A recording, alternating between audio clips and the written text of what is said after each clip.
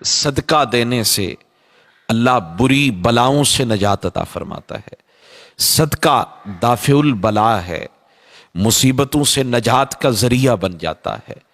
وہ آفات جو مجھے اور آپ کو نظر نہیں آتی لیکن وہ ہماری طرف جو بڑھ رہی ہوتی ہے نا، یہ ہاتھ کا دیا کام آ جاتا ہے اور مشکلات سے بھور سے نکال لیتا ہے۔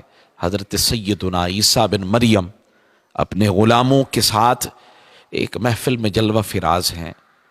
ایک کپڑے دھونے والے دھوبی کا وہاں سے گزر ہوا تو اللہ کے نبی کو حضرت روح الامین جبریل علیہ السلام نے خبر دی، حضور یہ نوجوان جو آپ کی محفل کے قریب سے گزر کر جا رہا ہے نا، ظہر کی نماز سے پہلے پہلے یہ شخص انتقال کر جائے گا۔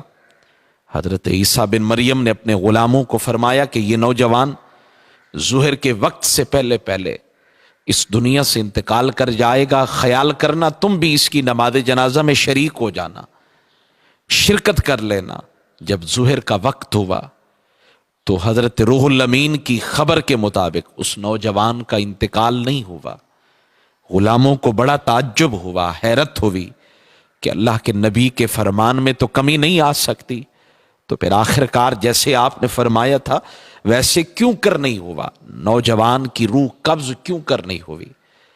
ادھر جبریل علیہ السلام آئے تو حضرت عیسیٰ علیہ السلام نے فرمایا الم تخبرنی بموت ھذا القصاب، قصار کیا آپ نے مجھے خبر نہیں دی تھی کہ یہ نوجوان انتقال کر جائے گا؟ جبریل علیہ السلام نے کہا حضور جو آپ نے سنا وہ بھی سچ تھا، جو میں نے کہا وہ بھی سچ تھا، دونوں باتیں سچ تھی، لیکن معاملہ یہ ہوا کہ موت کا وقت بس قریب ہی تھا، موت آنے ہی والی تھی کہ اس شخص نے، اس نوجوان نے 3 روٹیاں اس کو راضی کرنے کے لیے اس کی مخلوق کو دی، 3 روٹیاں صدقہ کر دی۔ اللہ کو اس کا یہ عمل پسند آیا، فرمایا میں مالک ہوں، موت کا وقت مقرر تھا لیکن اب ہمارا ارادہ بدل گیا ہے، اب ہمارا ارادہ مشیت بدل گئی ہے، لہٰذا اب ان 3 روٹیوں کو صدقہ کرنے کے حسین عمل کی بدولت ہم تمہاری موت کے وقت کے اندر اور اضافہ کر دیتے ہیں، تمہاری زندگی کو اور بڑھا دیتے ہیں۔